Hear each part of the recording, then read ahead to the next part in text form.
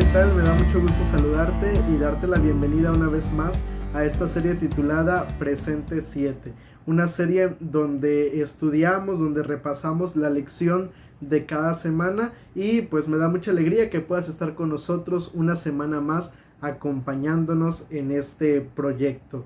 Y yo quisiera, antes de iniciar la lección de esta semana, invitarte para que puedas suscribirte a este canal si aún no lo has hecho, que lo puedas hacer, que actives la campanita de notificaciones para que así cada vez que subamos un video puedas tú enterarte de todo lo que subimos. Y por supuesto dejar allí tu comentario allí en la parte de abajo, dejar tu me gusta y si puedes apoyarnos compartiendo este video, te lo vamos a agradecer mucho.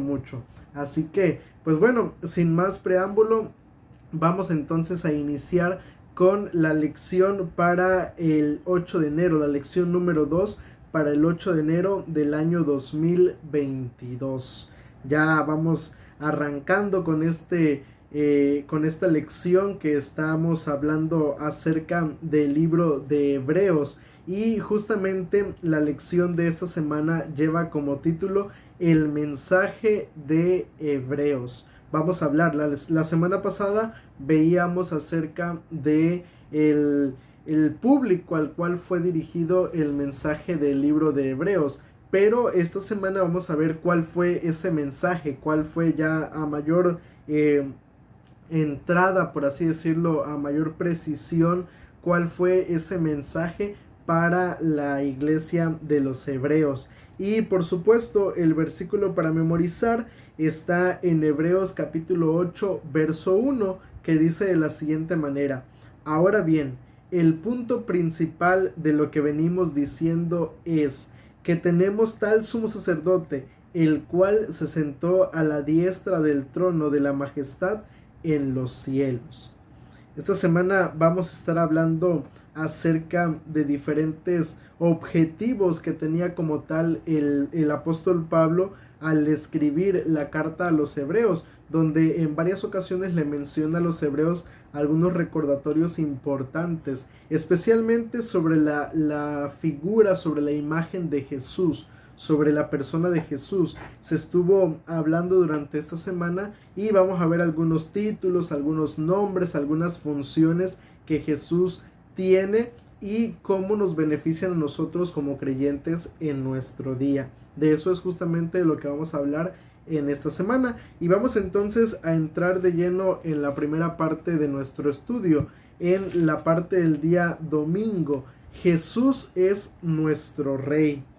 Mira, el punto principal de la carta de los hebreos es mostrar a Jesús como el gobernante de este mundo. Pero, y cuando Dios creó este mundo, Jesús era el rey de este mundo. Pero luego vemos más adelante que cuando el pecado entra a nuestro mundo por medio de Adán y de Eva, cuando el pecado entra, el gobierno pasa a otras manos. Y eso nosotros lo podemos comprobar en Juan capítulo 12, verso 31. Y me gustaría darle lectura a este versículo. Juan 12, 31. Menciona allí quién se convierte en el dueño de este mundo, en el rey de este mundo. Juan 12:31 dice: ahora es el juicio de este mundo, ahora el príncipe de este mundo será echado fuera. Se está aquí refiriendo acerca de Satanás, está hablando acerca de Satanás, y es que cuando el pecado entró a este mundo, Satanás se convierte entonces en el gobernante de este mundo. Sin embargo, cuando Jesús vino a morir por nosotros, vino a morir en la cruz del Calvario, en ese momento nuevamente Jesús recupera el derecho a gobernar a aquellas personas que le acepten como su Salvador. Y es allí donde nosotros podemos, o llegamos más bien a lo que hoy en día nosotros consideramos como Jesús, como nuestro Rey.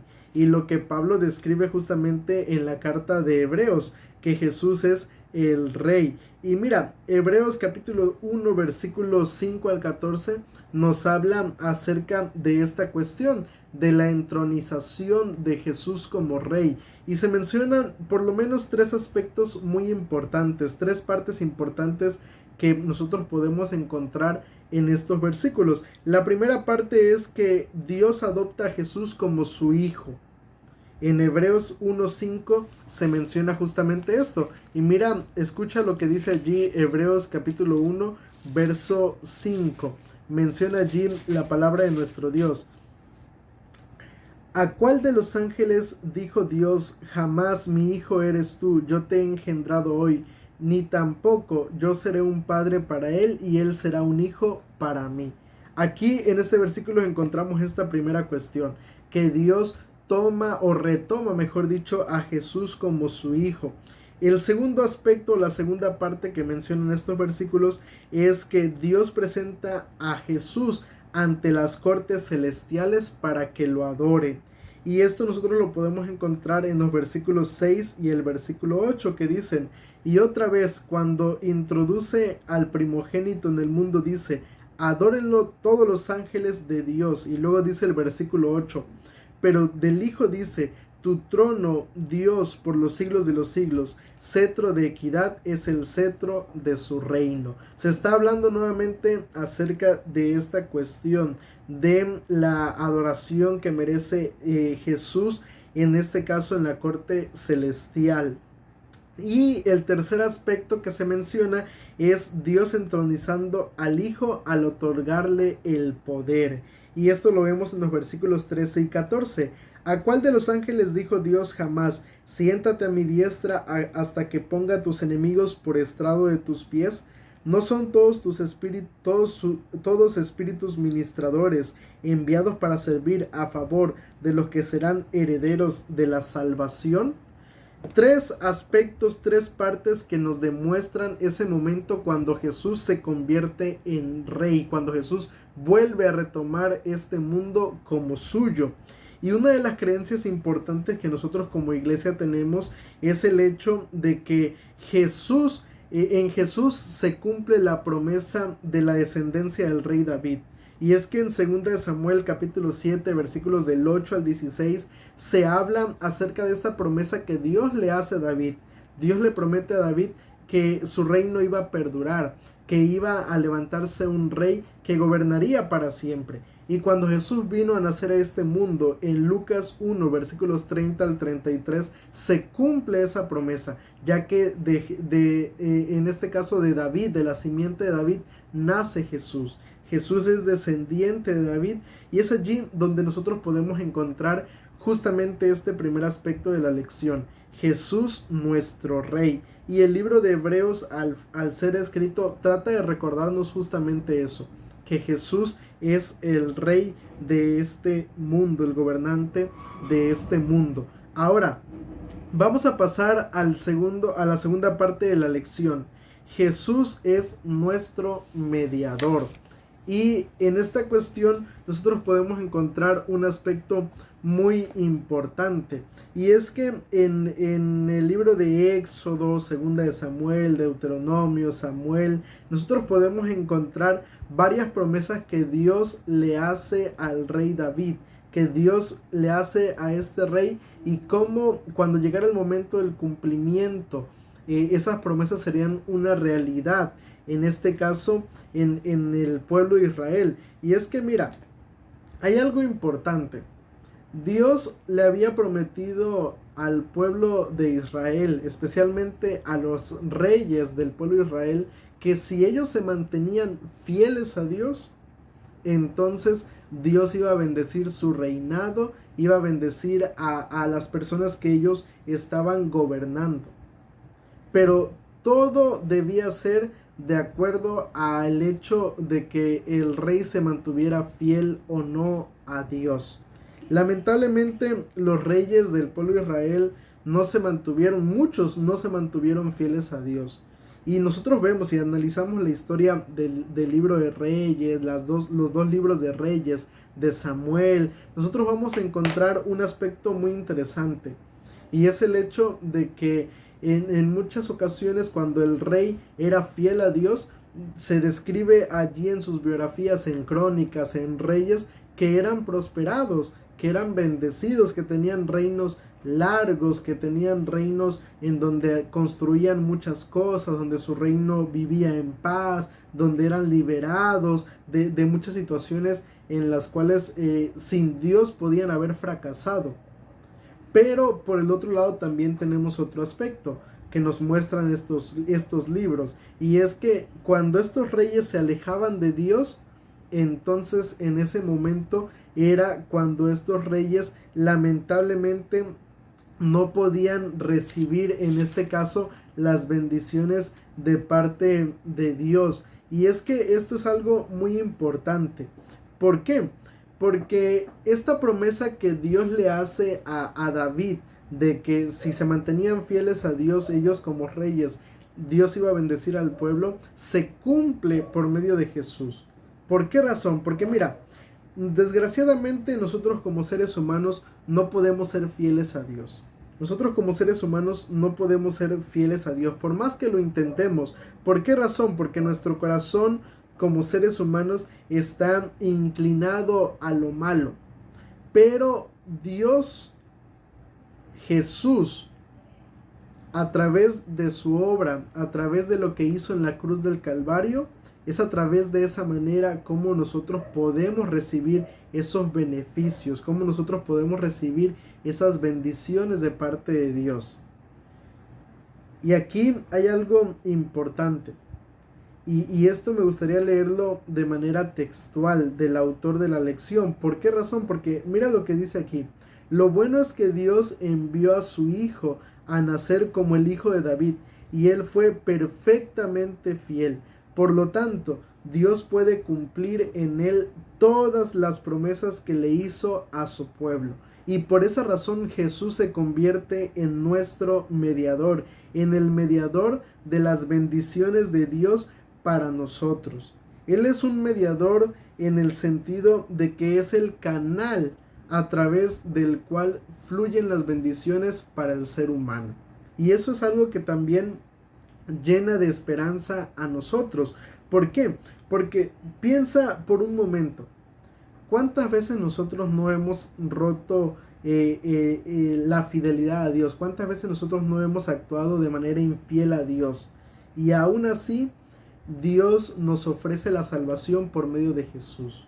Y esa es una bendición, esa es una cuestión que solamente podemos adquirir confiando y acudiendo a Jesús como nuestro mediador. Entonces allí está el segundo título, la segunda tarea de Jesús. En este caso es Jesús como nuestro mediador.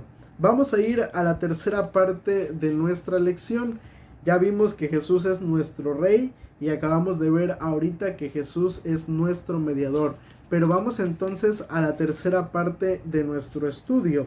Jesús es nuestro defensor. Y aquí me gustaría leer según Hebreos capítulo 2, versículos 14 al 16.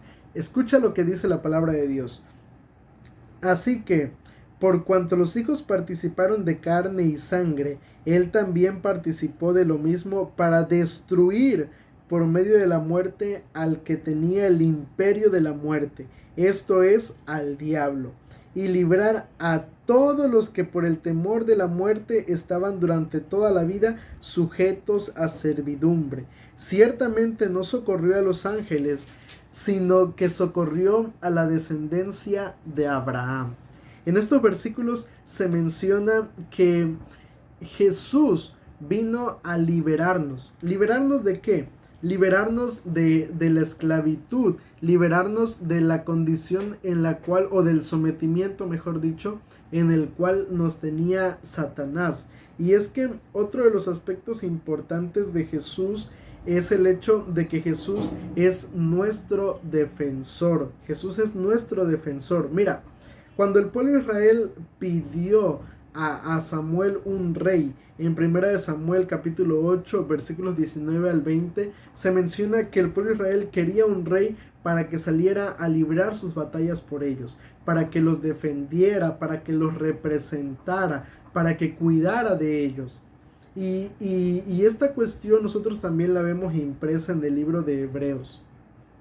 Jesús es nuestro defensor, es nuestro, ya lo veíamos hace unos momentos, es nuestro rey, pero es aquella persona que nos libra de la batalla sobre la cual nosotros nos encontramos. Él es el campeón. Y a mí, en lo personal, este es un aspecto que me gusta mucho del ministerio de Jesús. ¿Por qué razón? Porque mira, si nosotros pensamos en este aspecto, es un aspecto sobre el cual nosotros debiéramos sentirnos muy contentos. Porque nosotros como cristianos, o al menos yo en lo personal, me pongo a pensar, realmente la lucha que yo tengo es una lucha muy grande, hablando espiritualmente, porque el mismo Pablo lo dice en Efesios 6, 10 al 18, perdón, que nosotros como seres humanos, nuestra lucha no es contra otro ser humano, sino que nuestra lucha es contra el enemigo de nuestras almas, es decir, contra Satanás. Y estamos en una desventaja muy grande porque Satanás tiene muchos años de experiencia, porque Satanás sabe de qué manera hacernos caer, de qué manera hacernos fracasar en nuestra vida. Pero el hecho de saber que tengo de mi lado una persona, alguien que nunca ha perdido una batalla, porque Jesús nunca ha perdido una batalla. Jesús siempre ha sido un soldado vencedor, ha sido un auténtico campeón para el ser humano. Y eso debiéramos nosotros tenerlo bien en cuenta. Y aquí nos hace la comparación, la lección de esta semana nos comparaba un aspecto importante. Cuando David se enfrenta con Goliat, aparentemente él estaba, podríamos decirlo, en cierta desventaja. Pero David logra salir vencedor. Y en este aspecto nosotros debiéramos tomarlo en cuenta de esa manera. Jesús realmente salió a enfrentar solo al diablo y aún así fue vencedor, aún así salió triunfador. Aunque aparentemente no tenía ventaja para ganar, realmente no fue así, sino que todo lo contrario. Jesús salió vencedor y eso nos ofrece a nosotros esperanza para nuestra vida. Entonces, este tercer aspecto de la lección en lo personal fue mi favorito. Recordarnos que Jesús es nuestro defensor. Siguiente parte de la lección, la cuarta parte de la lección. Jesús es nuestro sumo sacerdote. También esta semana veíamos este aspecto que es muy, muy interesante. Y es que, mira, yo quisiera leer lo que se menciona en Hebreos 5, versículos del 1 al 4. El libro de Hebreos principalmente se enfoca, o uno de los principales temas que más encontramos en este libro, es acerca de Jesús como sumo sacerdote o como sacerdote. Y el libro de Hebreos capítulo 5 versículos del 1 al 4 declaran lo siguiente. Bueno, antes de leerlo me gustaría mencionar el hecho de que el sumo sacerdote, para poder entender esto que voy a leer, el sumo sacerdote tenía diferentes funciones. ¿Cuáles eran algunas de las funciones de los sacerdotes en los tiempos bíblicos? En primer lugar, ellos presentaban los holocaustos, enseñaban la ley de Dios al pueblo, eran mensajeros de Dios, eran los encargados de bendecir al pueblo. Eran algunas de las funciones que tenían ellos como sacerdotes, como representantes de Dios para el pueblo de Israel.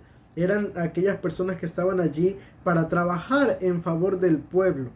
Y Dios le promete, o en el Salmo 110, versículo 4, nosotros encontramos allí que Dios le prometió que de David saldría un sacerdocio que sería para siempre y sería según el orden de Melquisedec. Y ahora, si nosotros comparamos esta cuestión con Hebreos capítulo 5, versículos del 1 en adelante, podemos encontrar cómo se cumple esta promesa.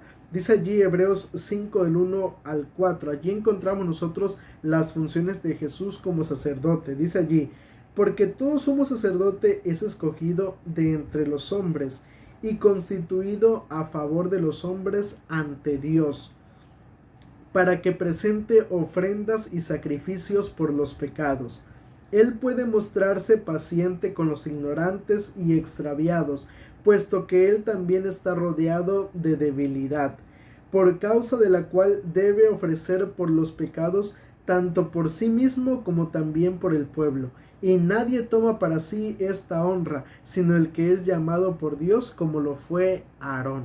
Aquí se menciona la función de un sacerdote en los tiempos bíblicos y se especifica o se aclara el hecho de que el sacerdote pues era, al igual que todo ser humano, lleno de debilidades, lleno de flaquezas, lleno de pecados. Era un ser humano que de igual manera tenía que ofrecer sacrificio, no solamente por el pueblo, sino especialmente por sí mismo. Pero si nosotros seguimos leyendo en los versículos 5 y 6, se habla acerca de Jesús como sacerdote. Dice allí, por eso, tampoco Cristo se glorificó a sí mismo, haciéndose sumo sacerdote, sino que fue Dios quien le dijo, tú eres mi hijo, yo te he engendrado hoy. Como también dice en otro lugar, tú eres sacerdote para siempre según el orden de Melquisedec. En Jesús, pues, se cumple esta promesa de que Jesús sería el sacerdote. ¿Y cuál sería la función de Jesús? Presentarse como ofrenda en este caso, porque Jesús no solamente cumple la función de sacerdote, sino que también cumple la función de ofrenda. Entonces la función de Jesús era presentar su vida como una ofrenda delante de Dios, era enseñar la ley a la gente de su época y aclarar muchos de los conceptos de la ley. También fue un mensajero de parte de Dios, también fue una bendición para el pueblo de Dios. Entonces vemos que en Jesús se cumple toda esta cuestión, que es un aspecto muy importante. Sin embargo, si nosotros leemos según Primera de Pedro 2:9, encontramos una declaración donde Pedro dice que ahora nosotros como seres humanos somos real sacerdocio. Y esto es importante. ¿Por qué razón? Porque esto implica un rol que nosotros como cristianos somos privilegiados de tener. ¿Cuál es ese rol que nosotros como cristianos tenemos? Nosotros tenemos esa oportunidad o bendición de presentarnos delante de Dios. Antes, en el Antiguo Testamento, el ser humano que quería presentarse delante de Dios debía hacerlo por medio del sacerdote. Pero ahora que nosotros somos sacerdotes, también hemos sido constituidos sacerdotes por medio de Jesús, podemos acercarnos entonces al trono de Dios. También nosotros tenemos la responsabilidad de colaborar en la salvación de las personas. Es decir, nosotros tenemos la función de enseñar a las personas la ley, el camino hacia Cristo Jesús. Y por supuesto, también tenemos la bendición de presentar nuestras alabanzas, nuestras buenas obras como sacrificios delante de Dios y ser una bendición para las personas que nos rodean. Son aspectos muy importantes. El sacerdocio de Jesús también quiere que sea una realidad en nuestra vida. No como Jesús lo hace ya en el santuario celestial, porque nosotros no podemos a través de nuestra vida salvarnos o salvar a otras personas, pero sí en cuanto a algunas funciones que Dios nos ha confiado. Entonces es un aspecto sobre el cual como nosotros como cristianos deberíamos reflexionar, especialmente en la cuestión de cómo dirigimos nuestra vida, cómo es realmente nuestra vida. Es un aspecto sobre el cual nosotros realmente debemos pensar, meditar. Ahora, vamos a ir a la última parte de nuestra lección.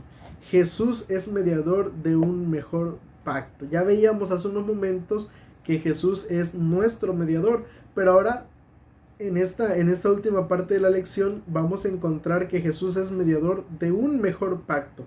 Mira, hace unas lecciones atrás explicábamos y hablábamos acerca del antiguo pacto y que en el libro de Hebreos se nos muestra que se establece un nuevo pacto. Y en Hebreos capítulo 8, versículos 8 al 12, se menciona esta cuestión. Dice, no como el pacto que hice con sus padres, el día que los tomé de la mano para sacarlos de la tierra de Egipto. Como ellos no permanecieron en mi pacto, yo me desentendí de ellos, dice el Señor. Por lo cual, este es el pacto que haré con la casa de Israel después de aquellos días, dice el Señor. Pondré mis leyes en la mente de ellos y sobre su corazón las escribiré, y seré a ellos por Dios, y ellos me serán a mí por pueblo.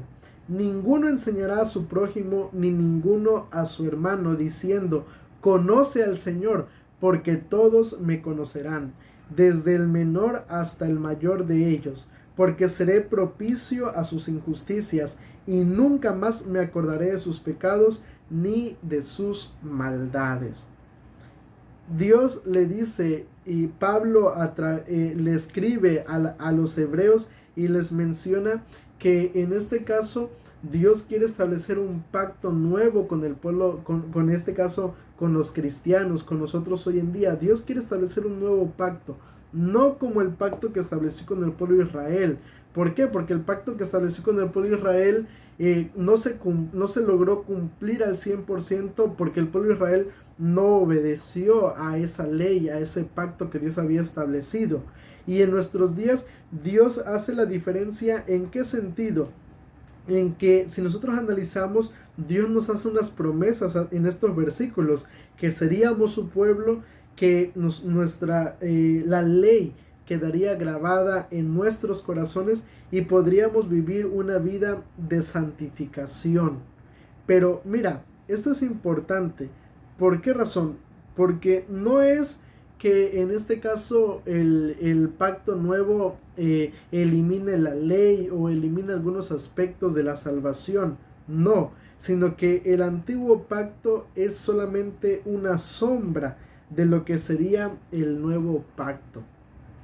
El antiguo pacto solamente ilustra lo que Jesús vendría a hacer en el futuro. Los sacrificios, la obra de los sacerdotes, el santuario, es solamente una sombra, una figura, una imagen de lo que Jesús realmente haría por nosotros cuando estuvo aquí en la tierra y en la cruz del Calvario. Entonces es allí donde Jesús se convierte en un mediador de un mejor pacto para nosotros como cristianos. Y el deseo de todas las gentes en la página 137 dice: Cristo era el fundamento y la vida del templo. Sus servicios eran típicos del sacrificio del Hijo de Dios. El sacerdocio había sido establecido para representar el carácter y la obra mediadora de Cristo. Todo el plan de adoración sacrificial era una prefiguración de la muerte del Salvador para redimir al mundo. No habría eficacia en esas ofrendas cuando el gran evento al cual señalaran durante siglos fuese consumado. Esto lo escribe Elena de White en el libro El deseo de todas las gentes, en la página 137. Jesús sería ese mediador de un mejor pacto, y las cosas que fueron para el pueblo de Israel solamente eran sombra de lo que Jesús vendría a cumplir cuando estuviera en esta tierra. Muchos, vemos aquí por lo menos varios temas de los cuales nos habla la carta de Hebreos. Y esto es muy interesante porque a lo largo del trimestre estaremos desglosando a mayor profundidad cada uno de estos aspectos del ministerio de Jesús para el ser humano. Así que yo quiero invitarte para que tú puedas estudiar tu lección y de esa manera poder entender un poco más a través de este comentario estos aspectos importantes del ministerio de Jesús, que sin duda alguna nos benefician a nosotros como cristianos. Y yo quisiera dejarte ahora una pregunta para dialogar e invitarte a que puedas tú comentarla, escribir tu comentario allí en la cajita de comentarios. La pregunta sería: ¿cuál de todos los títulos y funciones de Jesús te dan mayor esperanza? En lo personal, yo ya te compartí hace unos momentos que la que mayor esperanza me da es Jesús como nuestro defensor. Pero para ti, ¿cuál es el título o la función de Jesús que te da mayor esperanza? Escríbelo allí en los comentarios, me gustaría leerlo para ver tu opinión con respecto a esta pregunta. Y para finalizar, quisiera compartirte mi conclusión final. Sin duda alguna, la carta de Hebreos es una carta de esperanza, así la podría yo definir, como una carta de esperanza para el cristiano. ¿Por qué razón? porque si estamos en problemas, sabemos que contamos con un defensor. Si necesitamos el perdón de nuestros pecados, sabemos que contamos con un sacerdocio, con un sacerdote que intercede por nosotros. Si necesitamos la ley en nuestras vidas, sabemos que contamos con Jesús como nuestro mediador de un mejor pacto. Si aceptamos a Jesús como nuestro Salvador, sabemos que estamos aceptándolo también como el Rey de nuestra vida. Entonces, todos estos temas, todos estos títulos, estas funciones de Jesús ofrecen esperanza para nosotros como cristianos. Y yo creo que esa es la mejor definición de la carta de Pablo a los hebreos. Y yo quisiera invitarte a que, sea cual sea la situación que estés pasando, sea cual sea el problema que tengas en tu vida o la situación que estés atravesando en este momento, invitarte a que te acerques a Jesús, porque solamente así como cristianos podemos realmente encontrar esperanza, consuelo, paz, salvación, sanidad, solamente a los pies de Cristo Jesús. Así que yo te invito para que hagas de Jesús tu compañero de vida. Y yo te quiero invitar en esta hora a que inclines tu rostro junto conmigo y busquemos a Dios por medio de una oración. Querido Padre que estás en los cielos, santificado y alabado sea tu buen nombre. Padre, en esta hora quiero pedirte de forma especial que tú vengas a estar con nosotros y agradecerte especialmente por la obra que Jesús realiza en nuestro favor. Gracias porque es nuestro Rey, porque es nuestro Salvador, nuestro sustentador, nuestro defensor, nuestro sumo sacerdote.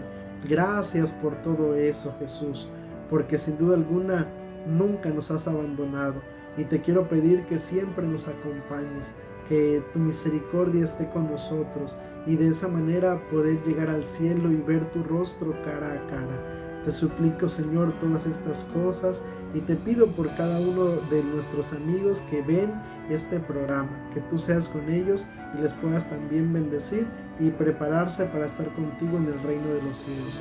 Te pido todo esto en el dulce nombre de Cristo Jesús. Amén.